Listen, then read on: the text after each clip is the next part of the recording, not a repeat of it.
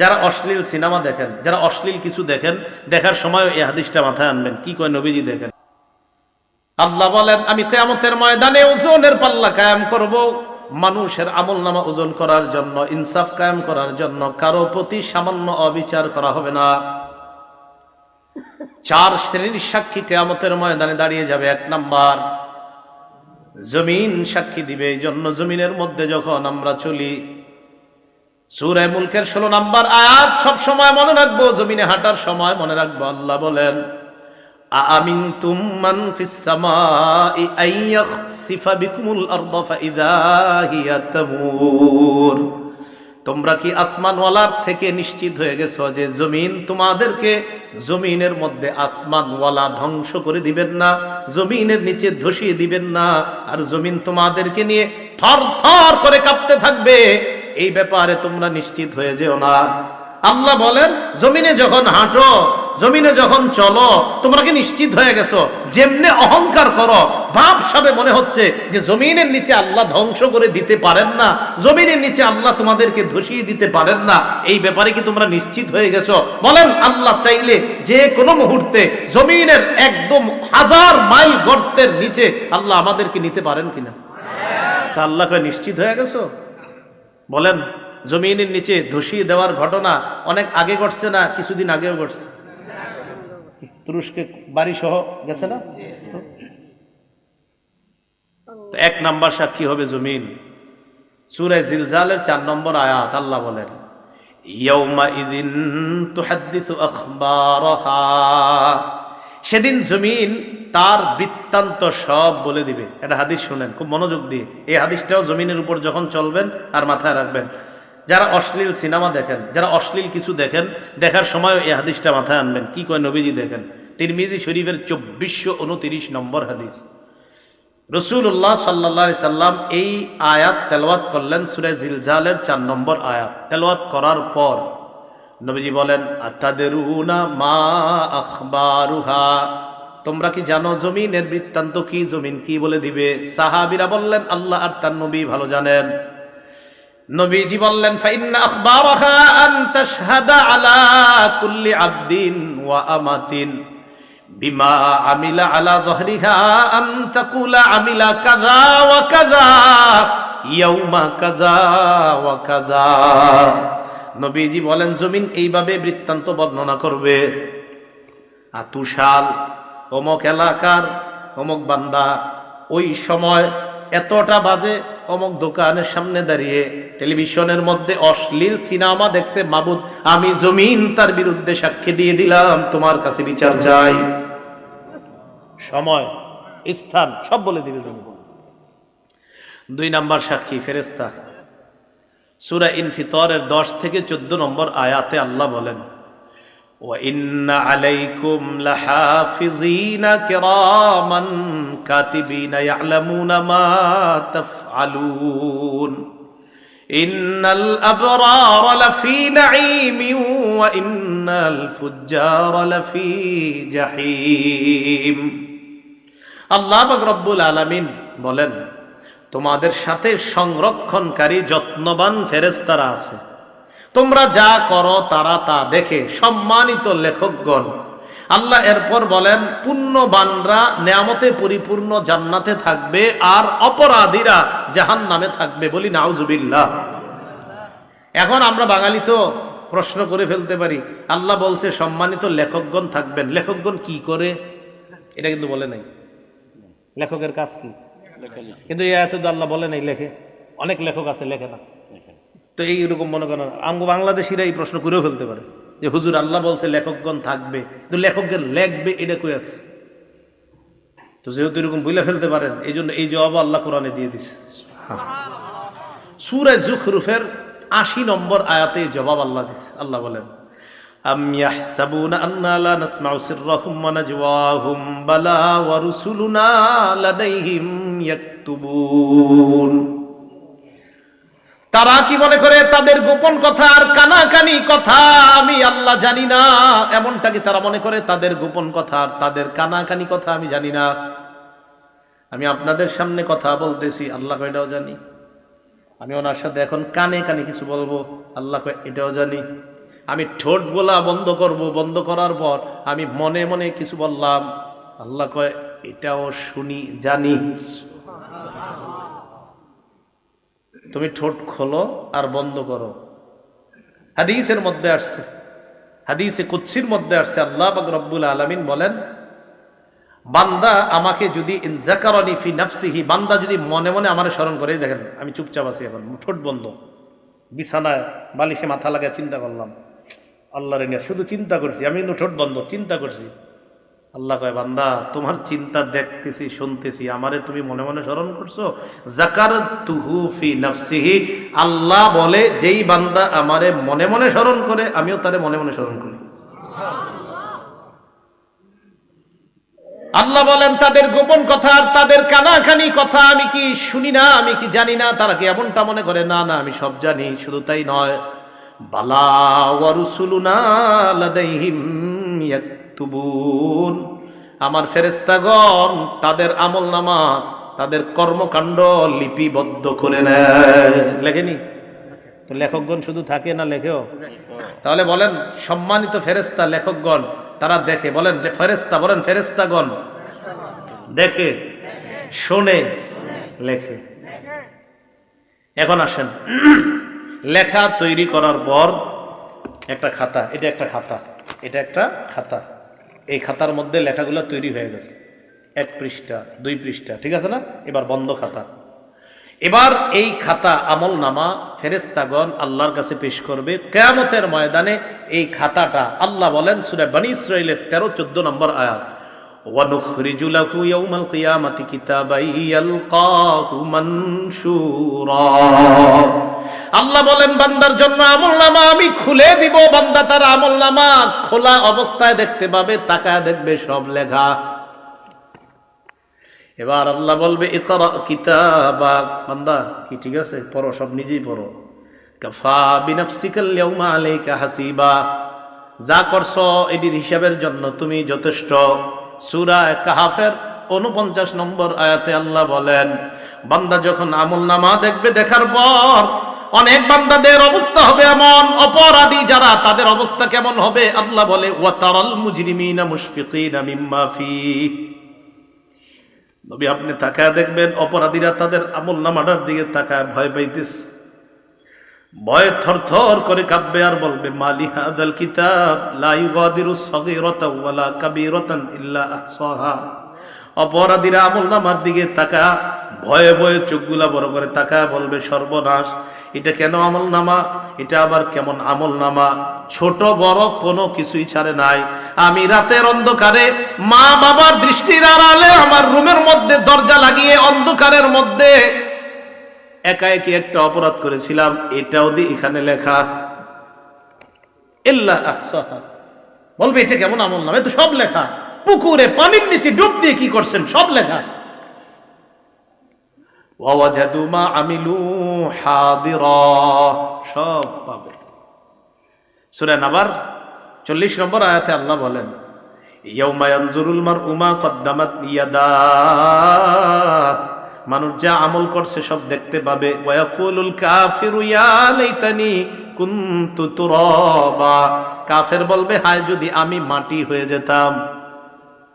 কাফের কি বলবে? আমি যদি কি দেখা আমলনামা, বলেন কি দেখা? আসেন আগের কথা, আমলের প্রতিদান নির্ভর করে কিসের উপর? নিয়তটা ঠিক করেন, আল্লাহ বুঝার তৌফিক দান করেন। এখন আমলনামা অপরাধী দেখে এইভাবে কাঁপতে কাঁপতে থাকবে থরথর করে। যাক, শেষ হলো এই পর্ব, দ্বিতীয় সাক্ষীর পর্ব। প্রথম সাক্ষী, দ্বিতীয় সাক্ষী ফেরেশতা। তো আজকে থেকে আমরা জমিনে চলার সময় মনে রাখবো যে জমিন আমার সাক্ষী হচ্ছে, আমি কি করছি, কোন সময়, কোন মুহূর্তে, কোন চা স্টলের সামনে দাঁড়িয়ে অশ্লীল কিছু দেখছি, কি করছি, সব জমিন সাক্ষী দিবে। 2, শুধু জমিন না, ফেরেশতারা সম্মানিত লেখকগণ এইখানে আছে, আমার সব কর্মকাণ্ড দেখতেছে, শুনতেছে, লিখতেছে। মনে থাকবে? 3, অঙ্গ প্রত্যঙ্গ। ও মনে আছে মাশাআল্লাহ আপনাদের, অঙ্গ প্রত্যঙ্গ। আচ্ছা, এবার সবাই একটু চোখ বন্ধ করেন তো আমার সাথে। করছেন? খোলেন। চোখ বন্ধ করলে কিছু দেখা যাচ্ছে? আচ্ছা, একবার একটু ভাবেন তো, আল্লাহ যদি জন্ম থেকে এই 2 চোখ না দিতেন,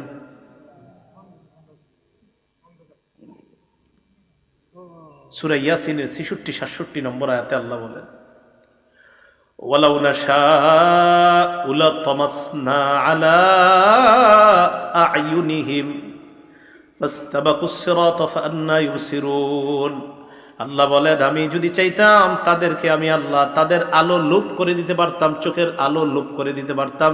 চোখের আলো সরিয়ে দিয়ে আমি আল্লাহ যদি তাদের চোখগুলা চেহারার সাথে মিশিয়ে দিতাম, চলতে চাইলেও তারা চলতে পারতো না। একটু চিন্তা করে দেখো, তোমার এমন করলে কেমন হতো। এরপরে আয়াতে বলে, ওয়ালাউ নাশাউ লামাসাখনাহুম আলা মাকানাতিহিম, আমি যদি তাদের অঙ্গগুলা বিকৃত করে দিতাম, আমি যদি তাদের চেহারা বিকৃত করে দিতাম, হাত পা অঙ্গহানি করে দিতাম। হাত যদি না থাকতো সুদের টাকা ধরতো না, পা যদি না থাকতো পা দিয়ে খারাপ কাজ করতে যাইতো না। আল্লাহ বলেন, আমি এগুলা দিলাম, তো তুমি কি করতেছো এগুলা? আমি যদি না দিতাম কি করতাম? ফামাস্তাতাউ মুদিয়া, সামনেও যেতে পারতা না, ওয়ালা ইয়ারজিউন, পিছেও আসতে পারতা না, কি করতা তুমি? এখন আল্লাহ বলেন, এতগুলো আমি জিনিসগুলা দিলাম আর তুমি খারাপ কাজ করলা। সূরা ইয়াসিনের 65 নম্বর আয়াতে কি বলে দেখেন, আল্লাহ তাকে কিয়ামতের মাঠে জিজ্ঞাসা করবে, এই এটা করছো ওইটা করছো? কয় না, আল্লাহ করি নাই। বলবে আল্লাহ করো নাই? না। আল ইয়াউমা নাখতিমু আলা আফওয়াহিহিম, মুখে মোহর মেরে দিবে। মোহর মারার পর আল্লাহ বলেন, ওয়া তুকাল্লিমুনা আইদিহিম, তাদের হাত আমি আল্লাহর সাথে কথা বলবে।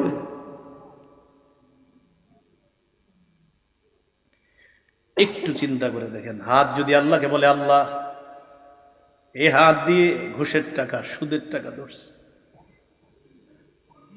নিয়ম হলো, কেউ যদি কথা বলে এটার বিপক্ষে, কথা বলার পর ওই কথার পক্ষে সাক্ষীর প্রয়োজন হয়, তাহলে আল্লাহর সাথে হাত কথা বললো, এবার সাক্ষী কি? ওয়াতাশহাদু আরজুলুহুম বিমা কানু ইয়াকসিবুন, পা সাক্ষী দিয়ে বলবে, আল্লাহ হাত যা যা বলছে আমি পা হাতের পক্ষে সাক্ষী দিয়ে দিলাম। একটু চলেন না রাস্তা হাইটে, একটু ভাবেন না নিজেরে যে আমার চোখ যা করবে, আমার হাত যা করবে, আমার হাত আল্লাহরে বলবে। বলার পর এরকম হতে পারে যে বান্দা কইতে পারে, আল্লাহ হাত বলছে, সাক্ষী কই? বান্দার তো মুখ বন্ধ, তো বান্দা বলতে পারে, আল্লাহ আমার হাত বলছে, হাত যে বলছে এটা সাক্ষী কই? পা বলবে আমি সাক্ষী। আরেকটু সামনে যান, দেখেন আরো কেমন আয়াত, সূরা হামিমাস সাজদা 20-21 নম্বর আয়াতে আল্লাহ বলেন, হাত্তা ইদা মা জাউহা, এগুলো যখন জাহান্নামের কাছে যাবে, যখন জাহান্নামে ফালাবে আল্লাহ, শাহিদা আলাইহিম সামউহুম, কান সাক্ষী দিবে, ও আবসারুহুম, চোখ সাক্ষী দিবে। এরপর কি বলে দেখেন, ওয়া জুলুদুহুম বিমা কানু ইয়ামালুন, এদের চামড়াগুলাও সাক্ষী দিয়ে দিবে, চামড়া সাক্ষী দিবে। বান্দা বলবে, ওয়া ক্বালু লিজুলুদিহিম লিমা শাহিদতুম আলাইনা, বান্দা বলবে, ও চামড়া তুমিও সাক্ষী দিলা, তুমি আবার কেমনে সাক্ষী দাও? চামড়া জবাব দিবে, আনতাকানাল্লাহুল্লাযী আনতাকা কুল্লা শাই, যে আল্লাহ যারে চায় কথা বলাইতে পারেন, ওই আল্লাহ আমি চামড়াকে কথা বলার ক্ষমতা দিয়ে দিছেন।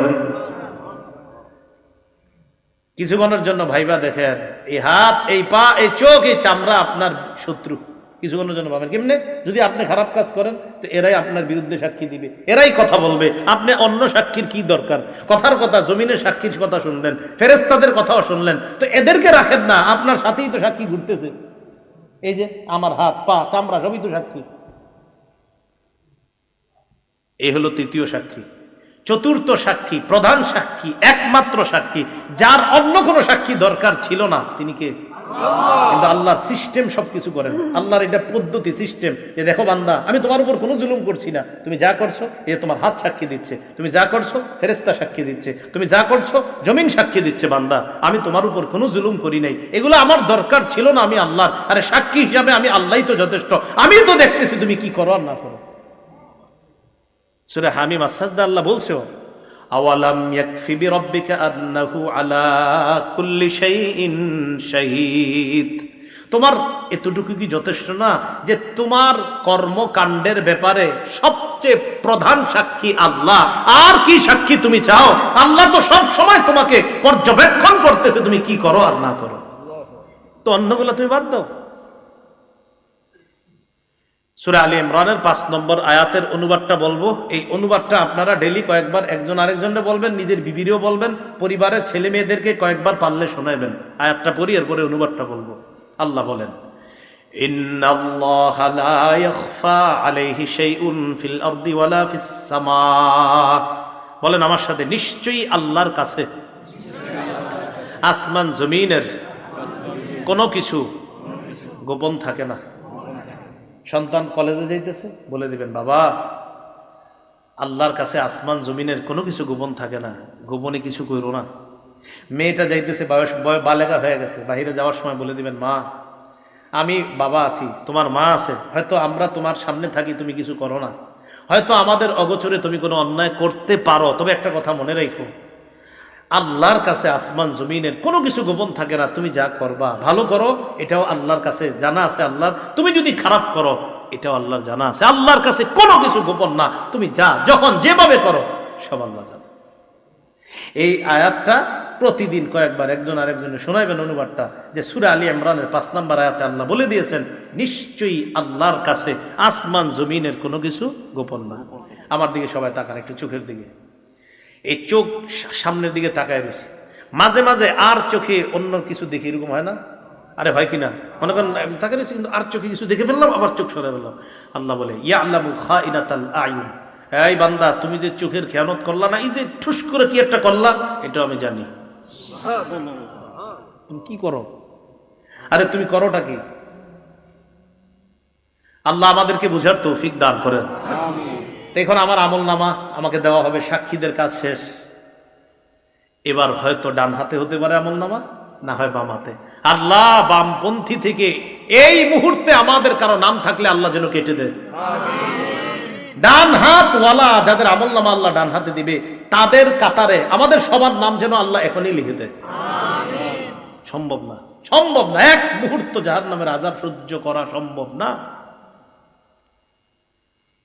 সূরা হাক্কার 19 থেকে 31 নম্বর আয়াতে আল্লাহ বলেন, ফাআম্মা মান উতিয়া কিতাবাহু বিয়ামিনিহি, আমল নামা ডান হাতে দেওয়া হবে যাদের একদল। তো দেওয়ার পর পরীক্ষার রেজাল্ট ভালো হইলে কি করেন? খুশিতে আরেকজনকে নিয়ে দেখান, আব্বা দেখেন, এই সেই। আমল নামা ডান হাতে পাওয়ার পর সে দৌড়ে পরিচিত জনদের কাছে যাবে, যাওয়ার পর বলবে, ফায়াকুলু হা উমকরাউ কিতাবিয়া, পরিচিত জনদেরকে বলবে, যে দেখো আমল নামা আমার পেয়ে গেছি, একটু তোমরাও পড়া দেখো, আল্লাহ আমার পাশের খাতায় নাম দিয়ে দিছে, তোমরা একটু পড়া দেখো, আমি পাশ, আমার ডান হাতে দিয়ে দিছি। একটু চিন্তা করে যে আল্লাহ যেন আমারে এটাই করে কিয়ামতের মাঠে, আমাদের সবাইরে যেন এটাই করে। তো এটা বলার পর ওই বান্দার আমল নামা ডান হাতে দিবে, দেওয়ার পর বান্দা বলবে, ইন্নী জনান্তু আন্নী মুলাকিন হিসাবিয়া, জানো আমি বিশ্বাস করেছি দুনিয়াতে থাকতে যে আজকের এই হিসাবের মুখোমুখি আমার হতে হবে, এই বিশ্বাস আমার ছিল। আলহামদুলিল্লাহ, হিসাব নেওয়ার পর আমার রব আমার ডান হাতে আমল নামা দিচ্ছে। তো এটা হওয়ার পর আল্লাহ বলে, ফাহুয়া ফি ঈশাতির রাদিয়া, সন্তুষ্টজনক অনন্তকালের আরাম আয়েশের মধ্যে ওই বান্দা অবস্থান করবে। ফি জান্নাতিন আলিয়া, উচ্চ জান্নাতের মধ্যে। কেমন জান্নাত? কুতুফুহা দানিয়া, এত সুন্দর বাগানের মধ্যে থাকবে, যেই বাগানের ফল ওই জান্নাতি পারবে আর খাবে। আরে না না, পারাও তো একটা কষ্টের ব্যাপার। আমি কি জান্নাতে তারে কষ্ট করার জন্য দিছি না? আমার বান্দার ফল খাইতে মন চাবে, ফলটা তার মুখের কাছে চলে আসবে। এখন দেখেন কি কয় পরে, কুলু ওয়াশরাবু হানিআম বিমা আসলাফতুম ফিল আইয়ামিল খালিয়া। এরপর তাকে বলা হবে, বান্দা খাও, পান করো, স্বাচ্ছন্দ্যে আরামে যেমনে মন চায় খাও। দুনিয়াতে কিছুদিন কষ্ট করেছিলা, রাতে শীতের রাত ল্যাপটা ফালায়া দেয়া মসজিদে ফজর করেছিলা, রাতে ঝড় বৃষ্টি হচ্ছে, তুমি সবাই না গেল, তুমি গিয়েছিলা মসজিদে, গিয়ে দেখছো শুধু ইমাম মুয়াজ্জিন আর 2-1 আছে, মাশাআল্লাহ তুমিও গিয়েছিলা বান্দা, একটু কষ্ট করেছিলা, 40 বছর 50 60 বছর, হ্যাঁ কষ্ট করেছিলা তো করেছিলা, তো এখন তুমি গাছ থেকে পাইরা ফল খাবা মানি না? না, তোমার যেভাবে যখন যেমনে মন চায়, শুধু মন চাইবে, আসতে দেরি হবে না, বাস তুমি ফেলে আসা জীবনে যা করেছো এর প্রতিদান আমি আল্লাহ তোমাকে দিয়ে দিলাম। এলো ডান হাতের আমল নামা। ও আম্মা মান উতিয়া কিতাবাহু বিশিমালি, সাক্ষীদের সাক্ষী নেওয়ার পর আরেক দল মানুষের আমলনামা বাম হাতে দেওয়া হবে। বাম হাতে দেওয়ার পর ওই বান্দা বলবে, ইয়া লাইতানি লাম উতা কিতাবিয়া, হায় আমার আমলনামাটা যদি আমাকে দেওয়া না হতো। পরীক্ষায় ফেল করার পর অনেকে চিন্তা করে, হায় যদি আমার এই পরীক্ষার রেজাল্টটা নাই জানতাম, আহারে এই পরীক্ষাটা যদি কোনো মতে বাদ হয়ে যেত, এটা পরীক্ষা দিছে ভালো হয় নাই তো চিন্তা করে এটা যদি কোনো মতে বাদ হয়ে যেত, ঘোষণা করতো যে এই পরীক্ষা আবার দিতে হবে। কিয়ামতের ময়দানে বান্দা আমলনামা দেখবে, বাম হাতে দেখার পর বলবে, ইয়া লাইতানি লাম উতা কিতাবিয়া, আমার আমলনামা যদি আমাকে দেওয়া না হতো। ওয়ালাম আদরি মা হিসাবিয়া, আমার হিসাবটা যদি আমি জানতে না পারতাম। ইয়া লাইতাহা কানাতিল কাদিয়া, হায় মরণ যদি আমার শেষ ফয়সালা হতো, মানে মরার পর যদি আমি মাটি হয়ে যেতাম, আর যদি এখানে আসতে না হতো তাহলে তো সব হয়ে যেত বা বেঁচে যাইতাম। তখন কি বলবে জানেন? মা আগনা আন্নি মালিয়া, আমার কত টাকা পয়সা ছিল কোনো কাজে আসলো না। হালাকা আন্নি সুলতানিয়া, আমার কথায় মানুষ উঠতো বসতো, এটাও কাজে আসলো না, চলে গেল। আল্লাহ বলবেন, খুজু, ফেরেশতাদেরকে বলবেন ধরো, ফাগুল্লু, এটারে বেরি পড়াও। সুম্মাল জাহিমা সাল্লু সুম্মা ফি সিলসিলাতিন যারউহা ৭০ যিরাআন ফাসলুকু, শিকল দিয়ে বাঁধো, যে শিকলের গজ হবে ৭০ গজ। তাফসীরের কিতাবে আছে নাক দিয়ে শিকল ঢুকিয়ে পিছনের রাস্তা দিয়ে বের করে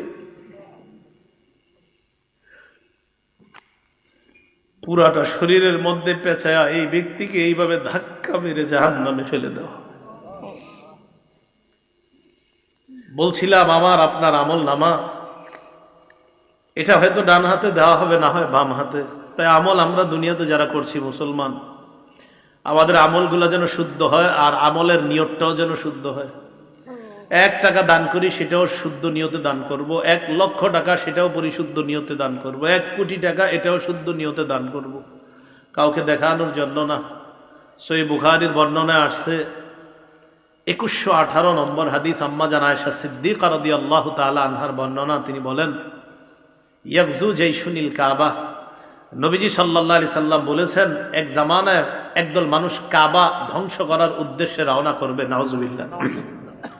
ইউখসাফু বিআউয়ালিহিম ওয়া আখিরিহিম, তাদের পূর্বাপর সামনের পিছনের সব মানুষগুলারে ধ্বংস করে দেওয়া হবে, গজব আইসা ধ্বংস করে দিবে। আম্মা জান আয়েশা বলেন, আমি বললাম, ইয়া রাসূলুল্লাহ, ফিহিম আসওয়াকুহুম ওয়া লাইসা মিনহুম, এদের মাঝে এমনও মানুষ আছে যারা তাদের বাজারের পণ্য সামগ্রী ইত্যাদি নিয়ে যাচ্ছে, আবার যারা তাদের অন্তর্ভুক্ত না। মনে করেন ১০০ জন রওনা করছে, এর মধ্যে ৫০ জন কাবা ধ্বংসের নিয়ত, আর ৫০ জন ভালো মানুষও তো থাকতে পারে হুজুর। নবীজি বললেন, আয়েশা, সবাইরই ধ্বংস করবে আল্লাহ, সবাইরই, ভালোগুলাও ধ্বংস হবে। তারপর এখানে নিয়ত কাদের ছিল ভালো, কারা কাবা ধ্বংসের নিয়তে গিয়েছে আর কারা ভালো নিয়ত ছিল এখানে, এটা তো আল্লাহ জানেন। ওই নিয়ত অনুযায়ী কিয়ামতের মাঠে তাদেরকে ফলাফল দিয়ে জান্নাত দেওয়া। কথা মনে থাকবে তো? তাহলে নিয়তের উপর আমলের প্রতিদান নির্ভর করে। সহিহ বুখারীর বর্ণনা ১২৩ নম্বর হাদিস, রাসূলুল্লাহ সাল্লাল্লাহু আলাইহি সাল্লাম বলেন, মান কাতালা লিতাকুনা কালিমাতুল্লাহি হিয়াল উলিয়া ফাহুয়া ফি সাবিলিল্লাহ, এক ব্যক্তি আল্লাহর রাস্তায় লড়াই করে, এক ব্যক্তি আল্লাহর রাস্তায় লড়াই করে। তো আল্লাহর রাস্তায় যিনি লড়াই করতেছে, উনি কোন নিয়তে আল্লাহর রাস্তায় লড়াই করতেছে এটা জানে কে? তো কোন ব্যক্তি যদি আল্লাহর রাস্তায় এই নিয়তে লড়াই করে, আল্লাহর কালিমা এটা যেন পৃথিবীর মধ্যে বিজয় লাভ করে, ইসলাম যেন বিজয় হয়ে যায়, এই নিয়তে যদি লড়াই করে, তাহলে সে প্রকৃত আল্লাহর রাস্তার মুজাহিদ বলে গণ্য হবে। কেন বলেন তো? নিয়ত পরিশুদ্ধ। বলেন নিয়ত পরিশুদ্ধ। এই জন্য মনে রাখতে হবে, রাসূল সাল্লাল্লাহু আলাইহি সাল্লাম বলেছেন, রুব্বা কাতিলিন ফি সাফাইনে আ'লামু বিনিয়াতিহি আল্লাহু আ'লামু বিনিয়াতিহি। যুদ্ধের ময়দানে সারিবদ্ধ ২ কাতারের মধ্যে মুজাহিদরা দাঁড়িয়ে আছে, কত মুজাহিদরা শহীদ হচ্ছে, এরা প্রকৃত শহীদ কিনা এটা আল্লাহ জানেন, কারণ কোন নিয়তে শহীদ হয়েছে এটা জানেন আল্লাহ।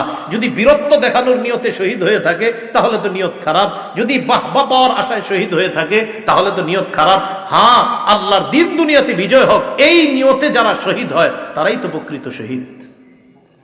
তাহলে কি বুঝলাম? শাহাদাত নামক ইবাদত, নামাজ নামক ইবাদত, আল্লাহর দিন পৃথিবীতে বিজয় হবে এই ইবাদত, রোজা নামক এবাদত, হজ নামক এবাদত, জাকাত নামক এবাদত, সদকা নামক এবাদত, আমাদের ছোটখাটো এবাদত, সব এবাদত, সব আমলের আগে কি শুদ্ধ হইতে হবে? আল্লাহ আমাদের সকলকে পরিশুদ্ধ নিয়তের সাথে যেন আমলগুলা করতে পারি, আল্লাহ তৌফিক দান করবেন।